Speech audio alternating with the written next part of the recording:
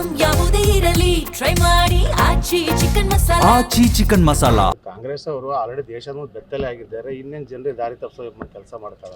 ಆಯ್ತು ರೀ, ನಾವೇ ದಾರಿ ತಪ್ಪಿಸ್ತಾ ಇದೀವಿ. ಮತ್ತು ಪಾರ್ಲಿಮೆಂಟ್ನಲ್ಲಿ ಚರ್ಚೆ ಯಾಕೆ ಮಾಡ್ತಾ ಇಲ್ಲ ಇವರು?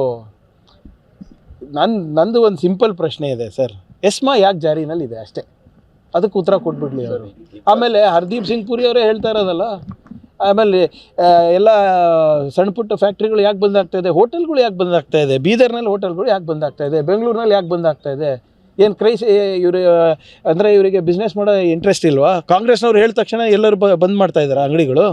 ಸರ್, ಇಕ್ಬಾಲ್ ಅನ್ಸಾರಿ ಅವರು ಓಪನ್ ಆಗಿ ಹೇಳ್ತಾ ಇದ್ದಾರೆ, ಬಜೆಟ್ ಬಗ್ಗೆ ಭಾಳ ಅಸಮಾಧಾನ ವ್ಯಕ್ತಪಡಿಸ್ತಾ ಇದ್ದಾರೆ. ಅಂದರೆ ರಾಜಭೂಷ ಹೇಳ್ತಾ ಇದ್ರು ಏನು ಕ್ರಮ ಇಲ್ಲ ಅಂತ. ಯಾವ ವಿಚಾರದ ಬಗ್ಗೆ? I am not sure. ಮಂಡನೆ ಮಾಡಿದ್ರಲ್ಲ ಸಿದ್ದರಾಮಯ್ಯ ಸರ್, ಅದ್ರ ಬಗ್ಗೆ ಈಗ ಎಲ್ಲರಿಗೂ ಸಂತೃಪ್ತಿ ಪಡಿಸೋಕೆ ಆಗೋದಿಲ್ಲ, ಬಟ್ ಯಾವ ನಿಟ್ಟಿನಲ್ಲಿ ಅವ್ರಿಗೆ ಅಸಮಾಧಾನ ಆಗಿದೆ ನಮ್ಗೆ ಗೊತ್ತಿಲ್ಲ. ಈಗ ಬೆಂಗಳೂರು ಬಂದಿದ್ದಾರೆ, ರೆಸಾರ್ಟ್ ಅಲ್ಲಿ ಇದ್ದಾರೆ. ಈಗ ಬಿಜೆಪಿದವರು ಆರೋಪ ಮಾಡ್ತಾ ಇದ್ದಾರೆ, ನಮ್ಗೆ ಆಪರೇಷನ್ ಕಮಲ ಅಂತಿದ್ರು, ಕಾಂಗ್ರೆಸ್ ಅವರು ಆಪರೇಷನ್ ಕಮಲ ಪ್ರಾರಂಭ ಆಗಿದ್ದೆ ಎಲ್ಲಿ? ನಮ್ಮ ರಾಜ್ಯದಲ್ಲಿ. ಇಲ್ಲಿ ಅವರು ಪ್ರಾರಂಭ ಮಾಡಿದ್ದು ಇವತ್ತು ಮೋದಿಯವರು, ಶಾ ಅವರು ಇದರಲ್ಲಿ PhD ಮಾಡಿದ್ದಾರೆ. ನೀವು ಗುಜರಾತ್ ತೊಗೋಬೋದು, ಅಸ್ಸಾಂ ತೊಗೋಬೋದು, ಗೋವಾ ತೊಗೋಬೋದು, ಮಹಾರಾಷ್ಟ್ರ ತೊಗೋಬೋದು, ನಮ್ಮ ಕರ್ನಾಟಕದ ಹಿಂದಿನ ಸರ್ಕಾರ ತೊಗೊಳ್ರಿ. ಮಿಕ್ಕಿದ ಚುನಾವಣೆ ಮಿಕ್ಕಿದ ಎಕ್ಸಾಂಪಲ್ಗಳೇ ಬೇಡ, ಇಲ್ಲೇ ತೊಗೊಳ್ಳಿ. ಹೇಗಾಯ್ತು ಅದು? ಇವತ್ತು ಹೋಗಿ ಎಲ್ಲ JDS ಅವ್ರ ಬಗ್ಲಕ್ಕೆ ಕುಂತಾರಲ್ಲ, ಅವರೇ ತಾನೇ ಕಿತ್ತಿದ್ದು ಬಿಜೆಪಿದವರು.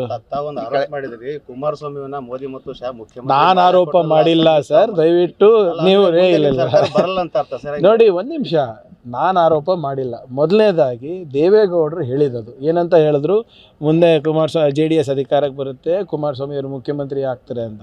ಆವಾಗ ನೀವು ಅಂದರೆ ನಮ್ಮ ಮಾಧ್ಯಮ ಸ್ನೇಹಿತರು, ನಿಮಗೆ ಸ್ವಂತ ಬಲದ ಮೇಲೆ ಬರೋಕ್ಕಾಗೋದಿಲ್ಲ ಅಂದರೆ BJPಯವರು, ಅಮಿತ್ ಶಾ ಅವರು, ಮೋದಿಯವರು ಮಾಡ್ತಾರಂತ ಅವ್ರು ಹೇಳಿರೋದು. ಆವಾಗ ಎಲ್ಲ BJPಯವರ ಬಾಯಿಗೆ ಬೀಗ ಬಿದ್ದಿತ್ತು, ಆಯಿತಾ? ಯಾರು ಕೂಡ ಇಲ್ಲ ನಾವು ಅಧಿಕಾರಕ್ಕೆ ಬರ್ತೀವಿ ಅಂತ ಇಬ್ಬರು ಪಕ್ಷಕ್ಕೂ ಗ್ಯಾರಂಟಿ ಇಲ್ಲ, ಸ್ವಂತ ಬಲದ ಮೇಲೆ ಬರೋಕ್ಕಾಗೋದಿಲ್ಲ, ಬರೋದು ಕಾಂಗ್ರೆಸ್ ಪಕ್ಷನೇ ಅಂತ ನಾನು ಹೇಳಿರೋದು. ನಿನ್ನೆ ಸದನದಲ್ಲೂ ಅದೇ ಹೇಳಿದ್ದೀನಿ, ಮೊನ್ನೆ ಕೌನ್ಸಿಲಲ್ಲೂ ಅದೇ ಹೇಳಿರೋದು.